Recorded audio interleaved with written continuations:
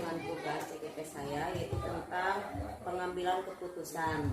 Nah, mungkin selama ini di sekolah Bapak menghadapi dilema etika atau tuntutan moral yang Bapak hadapi di sekolah. Yang akan saya tanyakan itu, selama ini bagaimana Bapak dapat mengidentifikasi kasus-kasus yang merupakan dilema etika atau tuntutan moral tersebut, Pak? Baik, Bu Ai, sebelumnya ucapkan terima kasih dulu ya dari Bapak atas pertanyaan. Kewajuan bisa dikatakan dengan seri lah ya, tentang mengenai etika dilema. Bahwasannya menurut pengertian Bapak ya, yang Bapak rasakan, dilema etika itu merupakan suatu tindakan yang berhubungan dengan keputusan di mana keputusan itu ada dua sisi, baik dan benar. Namun dalam mengambil keputusan tersebut, alangkah baiknya dilihat dari segi manfaat, kecermatan, ketepatan, dan manfaat untuk warga, SD, dan juga lingkungan setempat. Itu menurut pendapat saya tentang dilema atau mengambil keputusan untuk yang terbaik dari yang baik.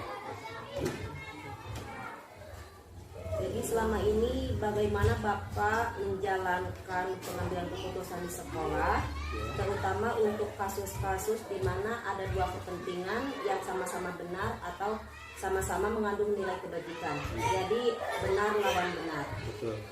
Ya, seperti tadi yang Bapak ungkapkan Ibu ya, bahwasannya untuk mengambil keputusan itu tidak bisa berpaku hanya kepada pihak Bapak saya sendiri sebagai pengambil keputusan mutlak. Ada kalanya dilibatkan rekan sejawat, komite, orang tua untuk mengambil keputusan yang baik, untuk mengambil yang terbaik. Itu. Kalau boleh tahu Pak, langkah-langkah atau prosedur seperti apa yang biasanya Bapak lakukan? Langkah-langkah yang perlu dalam kegiatan mengambil keputusan, emang berat gitu ya sebetulnya untuk mengambil keputusan. Di sisi yang lain ini keputusan benar, yang satu lagi benar.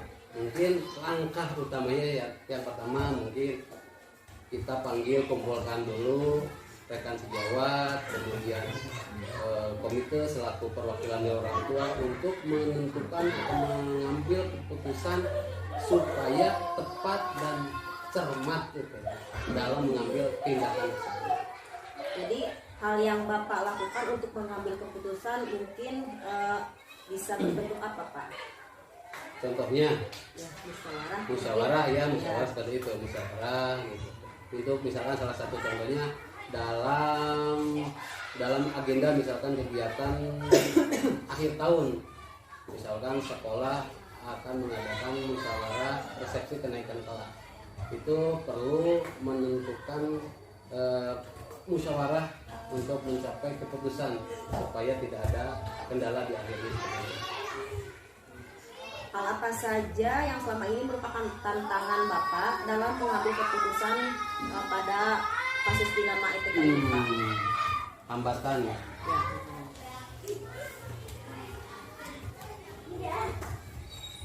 Hambatan yang paling terasa mungkin ya, yang terasa dalam mengambil sikap untuk menentukan suatu keputusan, yaitu ada dari sisi misalkan contoh dalam mengambil keputusan itu ada tidak kesepahaman antara pendapat guru, pendapat orang tua misalkan. Nah, nanti dirumuskan dalam suatu musyawarah lewat komite, mungkin itu mengambil keputusan. Apakah Bapak memiliki jadwal tertentu dalam sebuah penyelesaian kasus dilema etika ini? Apakah secara langsung di tempat yang menyelesaikannya ini Pak?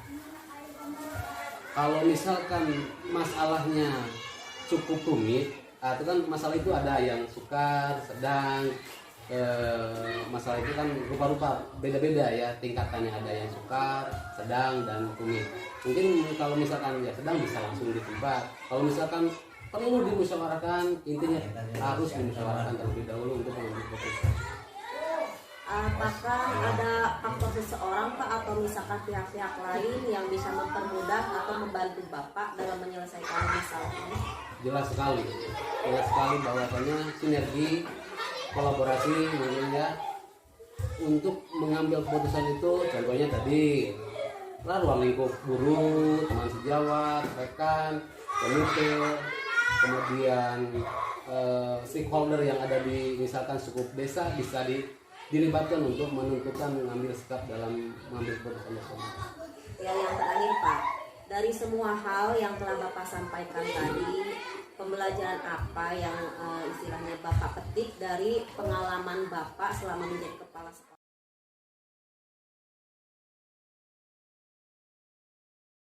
Assalamualaikum Bapak. Waalaikumsalam. Saya minta waktunya Pak, mohon maaf karena Bapak waktunya sudah saya ganggu. Ada beberapa hal yang ingin saya tanyakan tentang pengambilan keputusan yang Bapak lakukan dalam memutuskan suatu keputusan. Yang pertama Pak, selama ini bagaimana Bapak dapat mengidentifikasi kasus-kasus yang merupakan dilema etika atau bujukan moral Pak?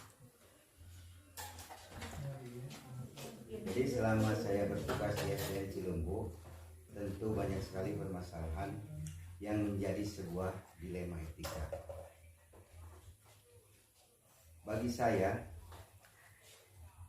yang bisa dilakukan dalam menyelesaikan masalah itu, pertama kita melakukan analisis dulu.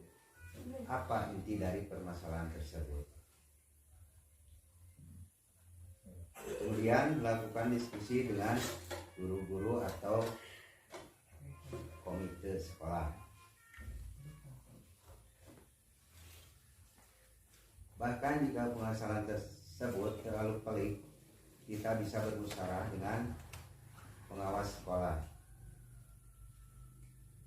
Setelah menganalisis permasalahannya, kita pertimbangkan mana yang langkah selanjutnya setelah menganalisis. Kita pertimbangkan mana keputusan yang paling tepat, karena dilema etika itu ada dua, yang benar atau benar lawan benar, sehingga kita harus benar-benar tepat dalam mengambil suatu keputusan tersebut. Itu. Terus Pak, selama ini bagaimana Bapak menjalankan pengambilan keputusan di sekolah Bapak, terutama untuk kasus-kasus di mana ada dua kepentingan yang sama-sama benar atau sama-sama mengandung nilai kebajikan?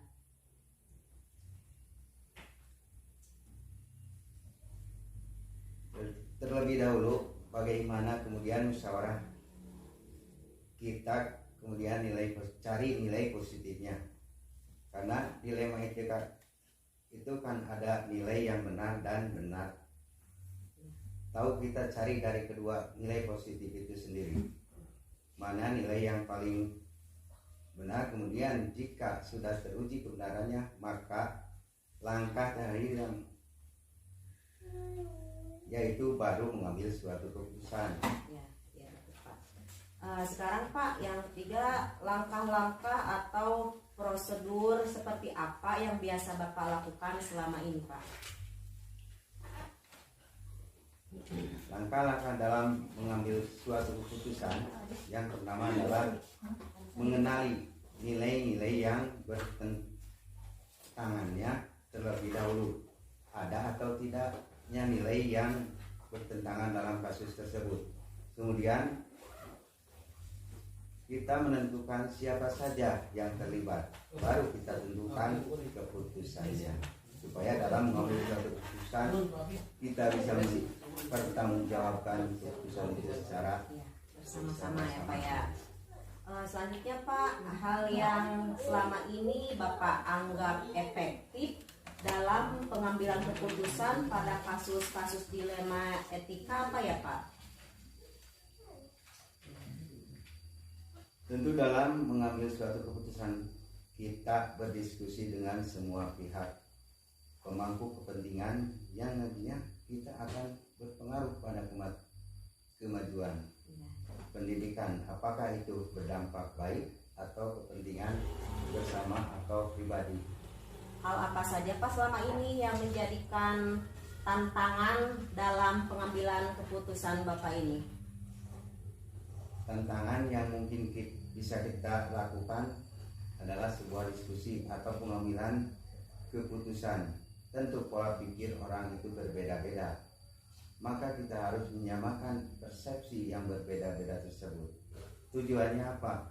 Keputusannya terjadi ketika kita mengambil keputusan mindset ya. Apakah Bapak memiliki jadwal tertentu dalam sebuah penyelesaian kasus dilema etika ini, atau apakah Bapak langsung menyelesaikannya di tempat, Pak?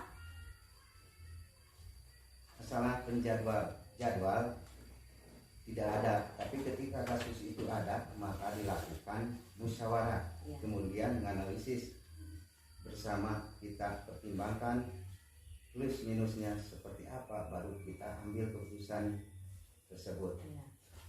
Apakah ada seseorang Pak atau faktor-faktor pendukung lainnya yang selama ini mempermudah Bapak dalam membantu pengambilan keputusan ini, Pak? Biasanya dalam mengambil keputusan, seseorang yang lebih paham dan berkepentingan serta profesional dalam bidangnya, maka kita bermusyawarah dengan orang tersebut. Oke Pak. Nah yang terakhir nih Pak ya, dari semua hal yang telah Bapak sampaikan tadi, pembelajaran apa yang dapat Bapak petik dari pengalaman Bapak selama ini dalam mengambil keputusan dilema etika ini, Pak? Biasanya setiap masalah kan berbeda-beda. Jadi bagaimana kita bisa mengambil suatu keputusan yang tepat sehingga tidak merugikan pihak lain. Terus belajar dan memperkaya ilmu dan mematangkan sikap kita dalam mengambil suatu keputusan. Oke. Mungkin Pak, terima kasih atas waktunya. Mohon maaf Bapak waktu istirahatnya telah saya ganggu. Assalamualaikum warahmatullahi wabarakatuh.